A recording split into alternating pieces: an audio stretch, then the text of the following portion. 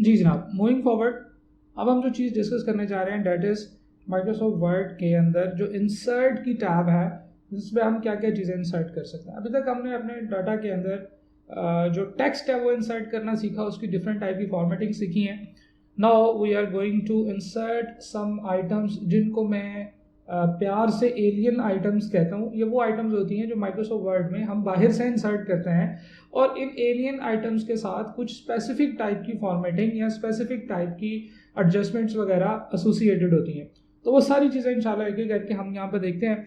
Microsoft word का एक document है जिसमें कुछ टेक्स्ट है। ये टेक्स्ट आपको प्रैक्टिस फाइल में मिल जाएगा, बुक फॉर्मेट प्रैक्टिस के नाम से ये मौजूद है।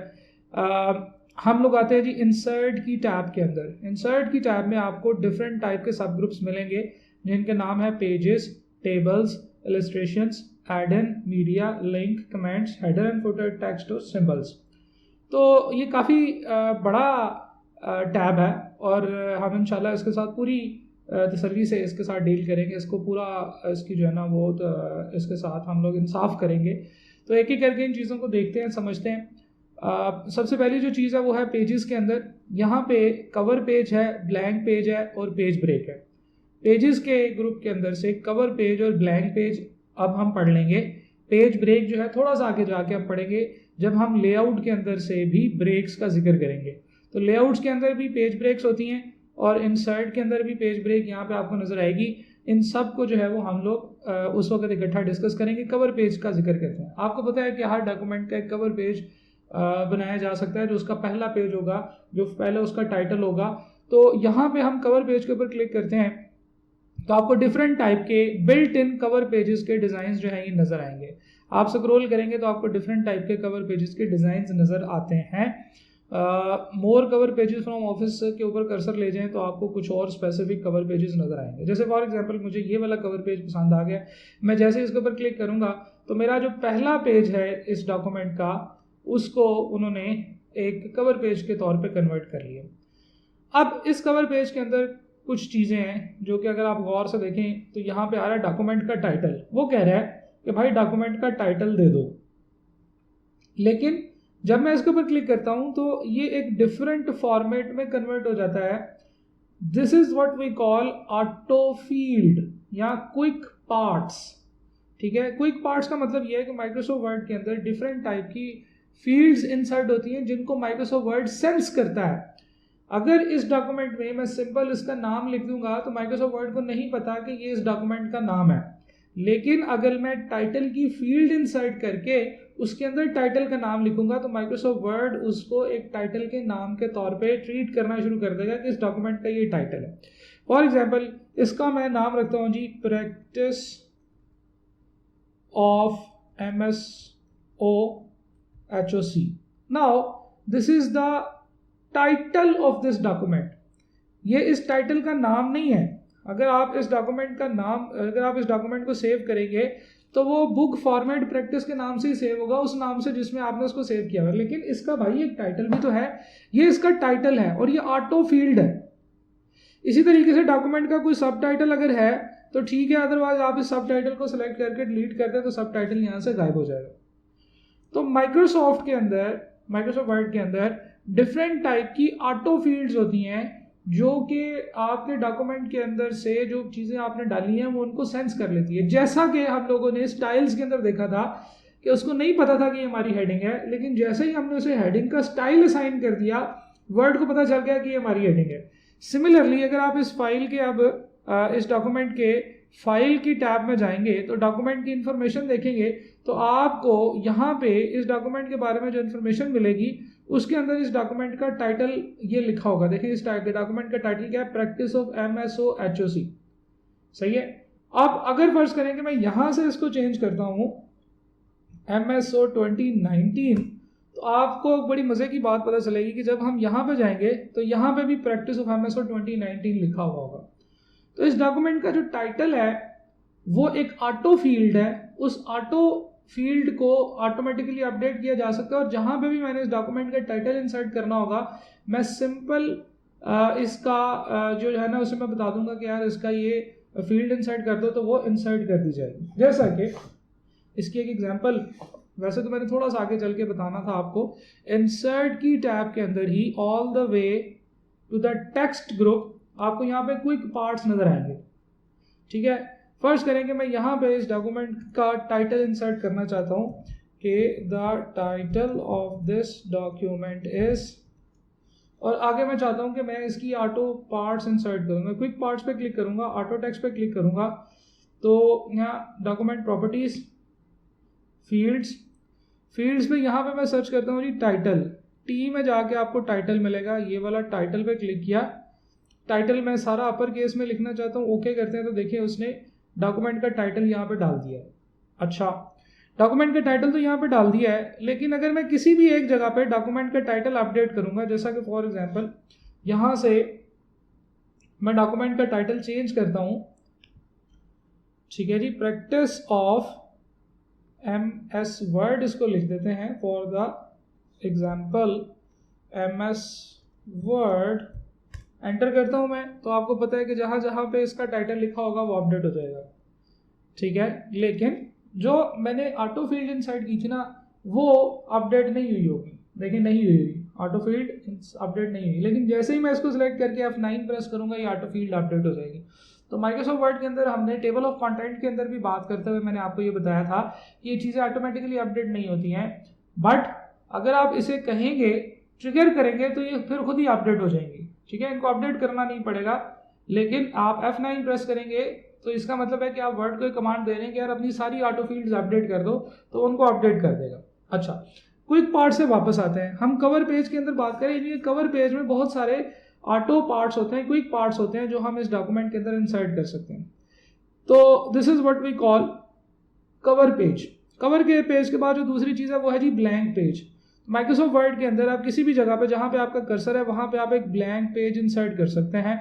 लेट्स सपोज कि मेरा कर्सर इस वक्त यहाँ पे है सब टॉपिक 1.2.2 के ऊपर, और मैं इंसर्ट पे ब्लैंक पेज पे क्लिक करता हूँ, तो आप देखेंगे क्या हुआ कि जहाँ पे आपका डॉक्यूमेंट था वहाँ पे पेज ब्रेक लगा और उसके अंदर एक ब्लैंक पेज इंसर्ट हो गया और बाकी सारा कुछ आगे चला गया।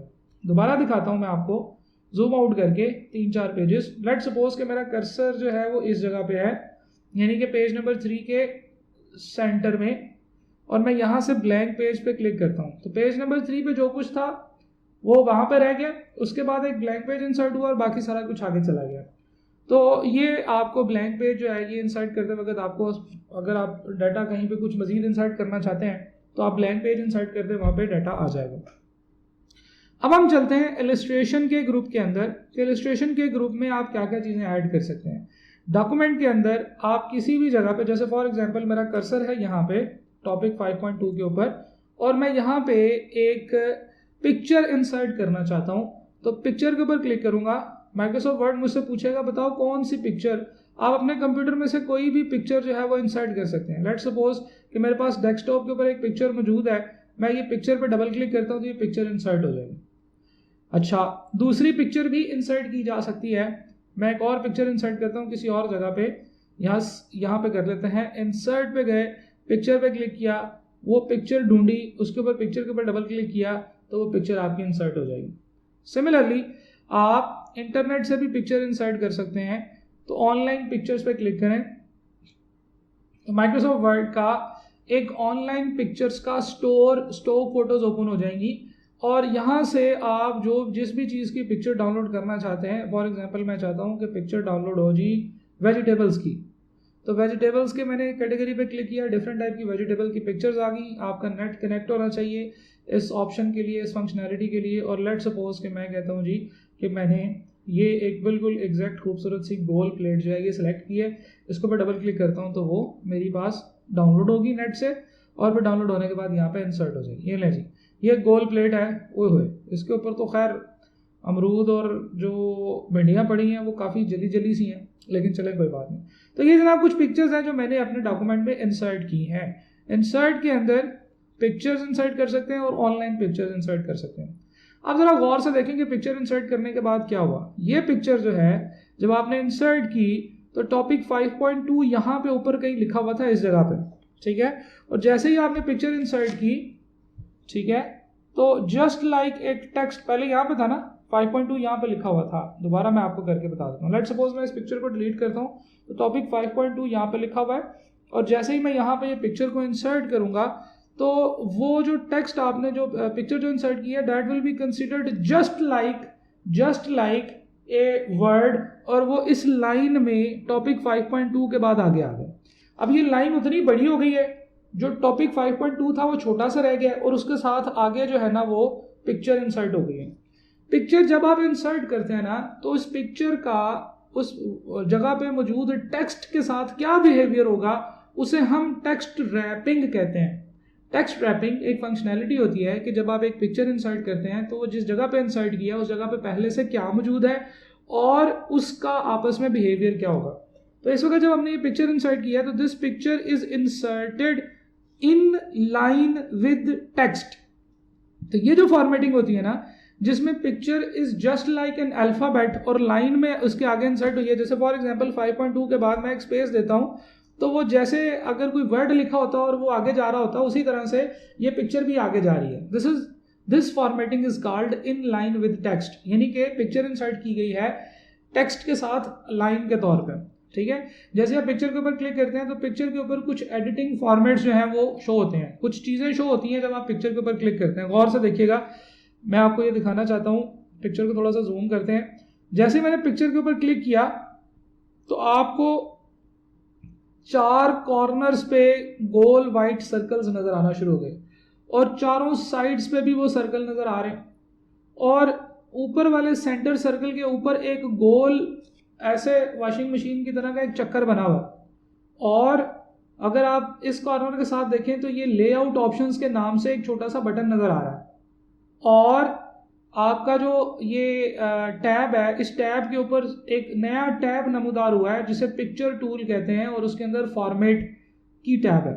अगर मैं किसी भी और जगह पे क्लिक करूंगा तो ये देखें यहाँ से वो गायब हो गया है, लेकिन जैसे ही मैं पिक्चर के ऊपर क्लिक करूंगा तो वो टैब नजर आ गई। इस तरह की टैब्स को कंटेक्सचुअल टैब्स कहते हैं।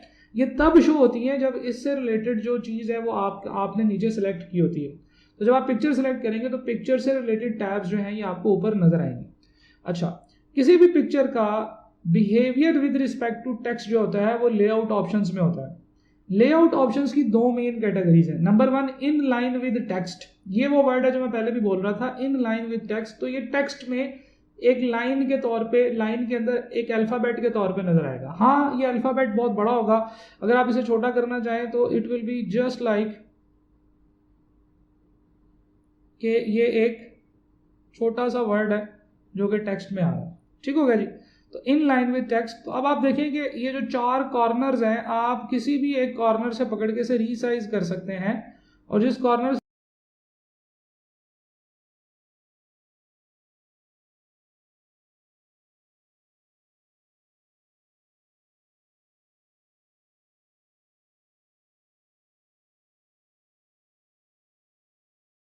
से आप इसे पकड़ के रीसाइज करेंगे, एक ही तरह से बिहेव कर रहा है, क्योंकि ये इन लाइन विद टेक्स्ट है। आप देखेंगे आप जिस मर्जी कॉर्नर से पकड़ के छोटा करने, ये जो अपर लेफ्ट वाला कॉर्नर है ना जी, ये वाला कॉर्नर ये फिक्स रहता है यहाँ पे। आप इस इमेज को जिधर से मर्जी चेंज कर लें, देखें वो वाला कॉर्नर फिक्स है, इधर से किया तो भी कॉर्नर फिक्स है, इधर से किया तो भी कॉर्नर फिक्स है, इधर से किया तो भी वही कॉर्नर फिक्स है, और यहां से किया तो भी वही कॉर्नर फिक्स है। This formatting is called in line with text, यानी कि ये टेक्स्ट के साथ एक लाइन की शक्ल में, एक अल्फाबेट की शक्ल में नजर आ रहा है। पिक्चर को रीसाइज करने के लिए चारों में से किसी भी एक कॉर्नर से रीसाइज किया जा सकता है, और मैं आपको ये सजेस्ट करूंगा कि हमेशा पिक्चर को इस कॉर्नर से पकड़ के रीसाइज किया करें। अगर आप साइडों से पकड़ के रीसाइज करेंगे, जैसे फॉर एग्जांपल मैं इस साइड से पकड़ के इसको रीसाइज कर रहा हूं, तो देखें इसकी सिर्फ लेंथ कम या ज़्यादा हो रही है, इसकी विड्थ जो है वो सेम रह रही है।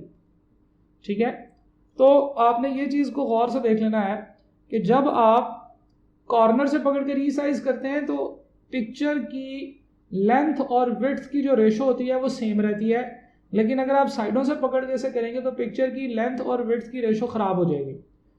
और अगर ख़ास तौर पे पिक्चर के अंदर कुछ लोग हैं, उनके चेहरे हैं, तो फिर आपने हमेशा ये ध्यान रखना है कि उसको लेफ़्ट राइट पकड़ के नहीं छोटा बड़ा करना, यानी कि इन कॉर्नर्स से पकड़ के छोटा बड़ा नहीं करना यार। आपने कोशिश करनी है कि आप उस पिक्चर को साइडों की बजाय कॉर्नर से पकड़ के बड़ा छोटा करें, अदरवाइज आपकी पिक्चर जो है वो ख़राब हो जाएगी। जैसे फॉर एग्जांपल गौर से देखिएगा इस प्लेट को, ये प्लेट बिल्कुल राउंड है। पिक्चर को थोड़ा सा मैं छोटा करता हूँ ताकि पिक्चर स्क्रीन में नजर आए, बिल्कुल गोल प्लेट है। अगर आप इसको रीसाइज करते हुए कॉर्नर्स से पकड़ के रीसाइज करेंगे तो ये प्लेट गोल ही रहेगी, लेकिन अगर आप रीसाइज करते हुए साइडों से पकड़ के रीसाइज करना शुरू हो गए तो आपकी प्लेट गोल नहीं रहेगी, यानी कि आपने पिक्चर की एस्पेक्ट रेशो खराब कर दी है। ठीक है, अब ये गोल नहीं है, ये अंडा टाइप है। तो इट इज़ वेरी इंपॉर्टेंट कि जब आप पिक्चर्स को रीसाइज करें तो आप उसको लेफ्ट और राइट और टॉप और बॉटम के सेंटर से पकड़ने के बजाय कॉर्नर से पकड़ के रीसाइज करें ताकि उसकी एस्पेक्ट रेशो जो है वो बरकरार रहे। ठीक हो गया। तो ये तो था पिक्चर को रीसाइज करने के वाले से और इन लाइन विद टेक्स्ट के वाले से। अब हम अगली ऑप्शंस की तरफ चलते हैं, which is what we call with text wrapping, यानी कि विद टेक्स्ट में है जी स्केयर। स्केयर का मतलब यह है कि पिक्चर आपकी जहां पे भी होगी इसके इर्द गिर्द स्केयर फॉर्म में टेक्स्ट होगा। अगर मैं पैराग्राफ को कंट्रोल ए करके जस्टिफाई कर दूं तो आपको ज़्यादा बेहतर तरीके से नजर आएगा कि जहां पे ये पिक्चर है इसके इर्द गिर्द जो है वो टेक्स्ट जो है वो स्केयर फॉर्म में आ गया है। अच्छा, अगली फॉर्मेटिंग क्या होती है? अगली फॉर्मेटिंग होती है टाइट, यानी कि टेक्स्ट इसके ज़्यादा पास पास हो गया है। ये जो टाइट है और ये जो थ्रू की फॉर्मेटिंग है ये अभी आपको मैं नहीं बता रहा, लेकिन जैसे ही मैं एक डिफरेंट टाइप की टेक्स्ट इंसर्ट करूंगा फिर आपको इन दोनों का फर्क पता चलेगा। टॉप एंड बॉटम का मतलब ये है कि जहां पे ये पिक्चर आपकी होगी वहां पे इसके ऊपर और नीचे टेक्स्ट आपका जो है ना वो ऐड हो जाएगा, लेफ्ट राइट नहीं आएगा। इसी तरीके से बिहाइंड टेक्स्ट, तो ये पिक्चर जो है ये टेक्स्ट की बैक साइड पे चली गई है, सही है जी। बिहाइंड द टेक्स्ट, यानी कि कुछ पिक्चर्स अगर बिहाइंड द टेक्स्ट चली जाएं तो उसके ऊपर टेक्स्ट लिखा हुआ नजर आ जाएगा। जैसे फॉर एग्जांपल मैं इसकी जो फॉर्मेटिंग है उसको चेंज करता हूँ, इसे बिहाइंड द टेक्स्ट कर देता हूँ, तो देखें ये टेक्स्ट के पीछे चली गई है, इसके ऊपर से टेक्स्ट लिखा हुआ नजर भी आ रहा है। और अगर मैं इसे इन फ्रंट ऑफ टेक्स्ट कर दूंगा तो इसके ऊपर जो है वो टेक्स्ट इसके पीछे लिखा हुआ नजर नहीं आ रहा। तो ये डिफरेंट टाइप की पिक्चर की फॉर्मेटिंग है। मैं तो ये समझता हूँ कि इस पिक्चर को या तो स्केयर कर लेना चाहिए या टाइट कर लेना चाहिए। टेक्स्ट ऑटोमेटिकली इस पिक्चर के आगे पीछे जो है ना वो एडजस्ट हो जाया करेगा। ठीक है। अच्छा, फर्दर इसमें क्या फॉर्मेटिंग्स है? Move with text.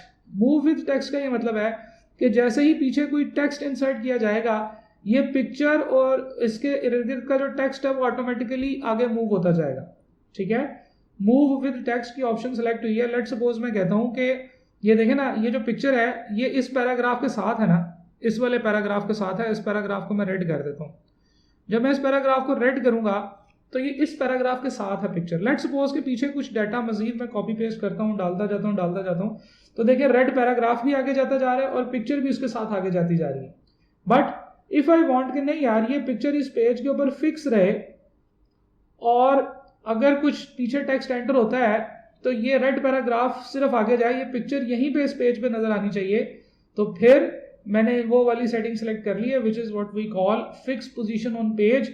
तो अगर पीछे से कुछ डाटा कॉपी पेस्ट होगा तो लाल डाटा आगे जाता जाएगा, पिक्चर यहीं पे फिट रहेगी। ठीक है, तो इस पिक्चर की जो अलाइनमेंट्स हैं ये आप लोगों के सामने आई एम श्योर है आपको समझ आ गई होगी। अब आप इसमें अपनी पिक्चर्स जो हैं डिफरेंट टाइप की इंसर्ट कर सकते हैं और पिक्चर की डिफरेंट अलाइनमेंट्स जो हैं, डिफरेंट रैप्स जो हैं वो आप उनको समझ सकते हैं। पिक्चर के अंदर एक और चीज़ होती है, मैं सारे पैराग्राफ को पहले कंट्रोल ए करके जस्टिफाई कर लेता हूँ। पिक्चर के अंदर एक और चीज़ होती है जनाब, शेप्स। यहाँ पे कुछ शेप्स आपको बना के दी गई हैं, ये शेप्स आप एंटर कर सकते हैं। लेट सपोज मैं यहाँ से ये स्टार एंटर करता हूँ जी, 6 कॉर्नर्स वाला। ठीक है जी, तो आप इसको ड्रैग करके करेंगे तो ड्रॉ करेंगे तो ये इंसर्ट हो जाएगा। शेप्स के अंदर मैं 5 कॉर्नर्स वाला स्टार ड्रॉ करता हूँ, ये रहा जी।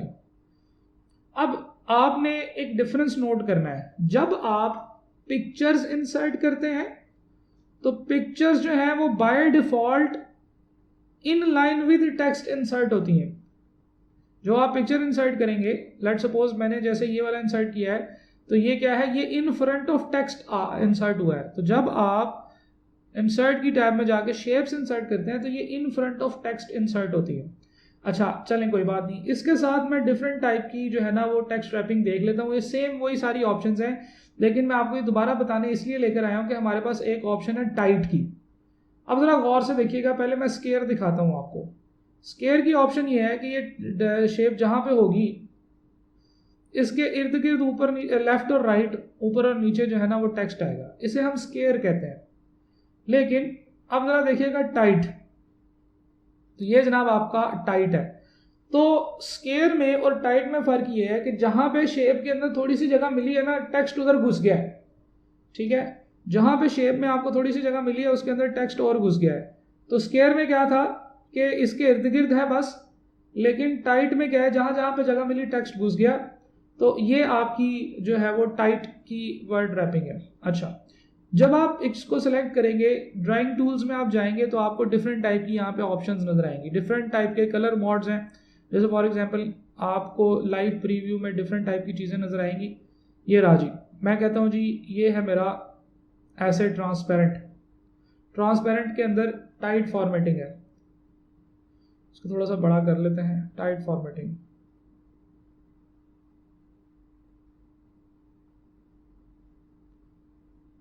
तो जो आप इसकी फॉर्मेटिंग करना चाहें आप कर सकते हैं। टाइट फॉर्मेटिंग आपने कर ली, यहाँ पे क्लिक करें, इस ऑब्जेक्ट के ऊपर फॉर्मेट पे जाएं, यहाँ पे आप ये लगा लें, ये लगा लें, जो मर्जी लगा लें।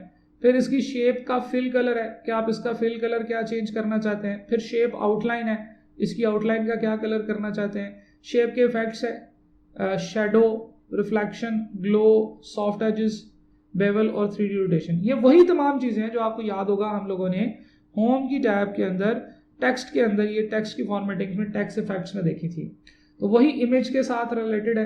आप इन ऑप्शंस को एक एक करके अप्लाई करके देख सकते हैं। अगर किसी का शेडो डालना चाहें ऑब्जेक्ट का तो आप शेडो डाल लें, ग्लो डालना चाहें तो आप उसका ग्लो डाल लें, ठीक है। ग्लो भी सेम कलर का डल गया, चलें मैं ग्लो का कलर चेंज करता हूँ जी, रेड ग्लो डालते हैं। तो आप इमेज के ऊपर ग्लोज वगैरह डाल सकते हैं। अच्छा, आगे इसमें क्या है जी कि इसमें टेक्स्ट की अलाइनमेंट है, रैप टेक्स्ट, वही वाली सारी चीज़ें जो हमने करनी थी वो आ गई। इसी तरीके से जब आप किसी पिक्चर को सिलेक्ट करते हैं, जैसे फॉर एग्जांपल ये एक पिक्चर है, इस पिक्चर के ऊपर जो पिक्चर के फॉर्मेट की टैब्स में आप जाएंगे तो पिक्चर की फॉर्मेट में डिफरेंट टाइप की चीज़ें हैं।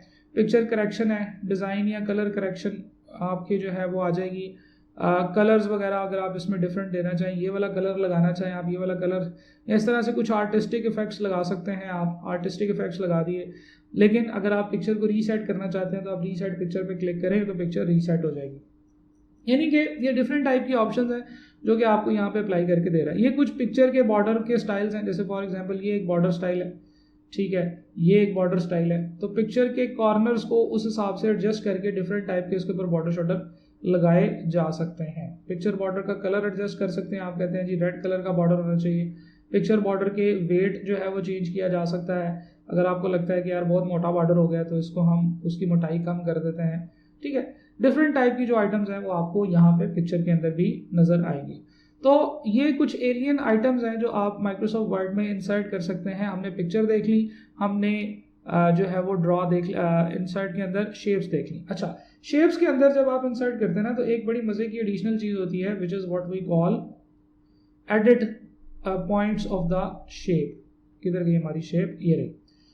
अगर आप इसको गौर से देखें तो वो सारी चीजें वही हैं, लेकिन विद इन द पिक्चर आपको कुछ येलो डॉट्स नजर आएंगे। जैसे ये एक येलो डॉट है, ये एक हो सकते हैं, दो हो सकते हैं, तीन हो सकते हैं, depending upon the type of shape जो आपने इंसर्ट की है। इस येलो डॉट को ना आपने मूव करके देखना है आगे पीछे, ठीक है। इससे आपकी पिक्चर जो है उसमें कुछ चेंजेस आप लेकर आ सकते हैं जो आपकी शेप्स हैं उनके अंदर। तो शेप्स के वाले से ये है कि आप शेप्स को चेंज कर सकते हैं, एडिट कर सकते हैं इन येलो डॉट्स की मदद से, और उसमें डिफरेंट टाइप की शेप्स की वेरिएशंस जो है वो आ सकती हैं। अब ये येलो डॉट्स हैं, ये हर टाइप की शेप के हिसाब से डिफरेंट होती हैं। लेट्स सपोज के मैं ये वाली शेप इंसर्ट करता हूँ भाई, ये एरो वाली।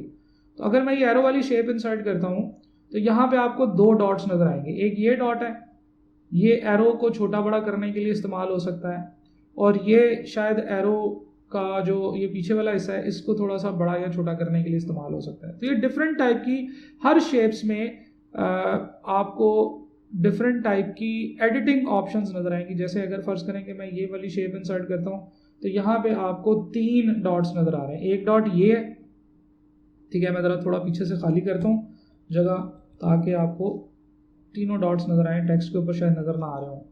एक येलो डॉट ये क्या करेगा, विड्थ को चेंज करेगा। दूसरा येलो डॉट ये है, ये पता नहीं क्या करेगा, हाँ ये वाली बार है, इसकी रोटेशन जो है वो चेंज करने के लिए इस्तेमाल हो सकता है, ठीक है जी। और ये तीसरा डॉट जो है ये पता नहीं क्या करेगा, हाँ ये इन दोनों के डिस्टेंस को एडजस्ट करने के लिए इस्तेमाल होगा, ठीक है। तो डिपेंड करेगा जी, आप जब गौर से देखेंगे तो आपको पता चल जाएगा इसमें कितने येलो डॉट्स हैं, और ये येलो डॉट्स आपकी समझ लीजिए कि जो शेप्स हैं इनको एडिट करने के लिए इस्तेमाल हो सकते हैं। अच्छा, अब जो मैं आपको 2 चीज़ें और बताने लगा हूँ जी इसी वीडियो में, छोटी सी चीज़ें हैं। ये है ऑफिस 2019 और उसके आगे जो फर्दर वर्जन आएंगे उसमें होगी। 2016 में ये ऑप्शंस नहीं है, लेकिन परेशान होने की ज़रूरत नहीं है। आइकॉन होते हैं जी कुछ डिफरेंट टाइप के, अब आइकॉन्स जो हैं वो आप इंसर्ट कर सकते हैं। आइकॉन्स यूनिक कलर, यानी कि एक ही कलर के जो है ना वो कुछ लोगो टाइप चीज़ें होती हैं जो आप यहाँ से इंसर्ट कर सकते हैं। लेट्स सपोज मैं यहाँ से इंसर्ट करना चाहता हूँ जी एक ड्रम को, तो मैं यहाँ पे डबल क्लिक करूँगा तो वो ड्रम मेरा यहाँ पे इंसर्ट हो जाएगा। अब ये एक आइकॉन है, आइकॉन की जो शेप है वो देखिए थोड़ी सी डिफरेंट है, आप इसका कलर चेंज कर सकते हैं, ठीक है। आइकॉन में आपको काफ़ी सारी आसानियाँ होती हैं, आप इसका आउटलाइन एडजस्ट कर सकते हैं, ठीक है। आउटलाइन मैंने ग्रीन कलर का लगा दिया है, और अगेन इसकी रैपिंग जो है बिल्कुल वही वाली सारी ऑप्शंस जो कि हमें पिक्चर में नज़र आती थी वो सारी आपको यहाँ पर नज़र आएंगी, ठीक है जी। तो ये दिस इज़ जस्ट लाइक जो है ये एक एडिशनल आइटम है, शेप्स के तौर पे हम डिफरेंट टाइप के लोगोज इंसर्ट कर सकते हैं। फॉर एग्जांपल मैं इधर जाता हूँ इस जगह पे, खाली जगह पे, और हम लोग यहाँ से कोई आइकॉन इंसर्ट करना चाहते हैं। मैं कहता हूँ जी मुझे आइकॉन चाहिए, किसका चाहिए, बुक का। तो मैं यहाँ पे बुक टाइप करूँगा तो वो मुझे ऑटोमेटिकली बुक के कुछ आइकॉन्स ला के दे देगा। मैं यहाँ से जो बुक आइकॉन इंसर्ट करना चाहता हूँ 2 भी कर सकता हूँ, 3 भी कर सकता हूँ, जो सिलेक्ट करने हैं वो 3 क्लिक करूँगा तो माइक्रोसॉफ्ट की जो लाइब्रेरी है, जो इमेज लाइब्रेरी है, वहाँ से ये तीनों आइटम्स जो हैं ये डाउनलोड होकर मेरे पास इंसर्ट हो गई, ठीक है जी। तो इसी तरीके से एक और चीज़ होती है जी which is what we call 3D models. अब 3D मॉडल्स 2019 के वर्ड में आए हैं, यानी कि ये भी पिक्चर्स होती हैं लेकिन इसकी आप 3D रोटेशन करके इसको एडजस्ट कर सकते हैं। फॉर एग्जांपल मैं 3D मॉडल्स पे क्लिक करता हूँ तो वो यहाँ पे डिफरेंट टाइप के मॉडल्स मुझे इंटरनेट पे नज़र आना शुरू हो जाएंगे। लेट्स सपोज मैं इमोजी पे क्लिक करता हूँ और इमोजी से मैं कोई भी एक इमोजी मज़े का जो है ना वो ले आता हूँ, ये रहा, यहाँ ये वाला मूंछों वाला इमोजी इंसर्ट करते हैं। अब ये जो 3D मॉडल है ये क्योंकि थोड़ी बड़ी फाइल होती है, ये इंटरनेट से डाउनलोड होते हुए टाइम लगेगा। अच्छा, अभी देखिए आपके पास ये 3D मॉडल आ गया, इसमें 3D मॉडल के ऊपर टूल भी आ रही है। इस 3D मॉडल की ना एक रोटेशन होती है, सेंटर में आप इसको एक नई चीज़ आपको नजर आएगी, रोटेशन। आप जैसे इसको क्लिक करेंगे तो आप इसको किसी भी साइड पे रोटेट कर सकते हैं ऐसे, ठीक है। ये 3D मॉडल्स के मज़े हैं कि आप किसी भी मॉडल को 3D को रोटेट कर सकते हैं। तो 3D मॉडल में रोटेशन होती है। ये है जी 3D मॉडल। लेट्स सपोज मैं एक और 3D मॉडल इंसर्ट करता हूँ। 3D मॉडल पे क्लिक करते हैं जी, फ्रॉम ए फाइल, यानी कि अगर आपके पास कोई 3D मॉडल ऑलरेडी बना हुआ है तो आप अपने कंप्यूटर से वो इंसर्ट कर सकते हैं, नहीं तो आप इंटरनेट से अपने 3D मॉडल जो हैं वो रिसर्च डाउनलोड कर सकते हैं। इमोजी पे क्लिक करते हैं और इस दफ़ा इमोजी में हम ये क्लिक कर लेते हैं। यहाँ चले यहाँ पे सर्च करता हूँ, मुझे चाहिए कार लिखकर मैं सर्च करता हूँ तो डिफरेंट टाइप की कार्स आ गई।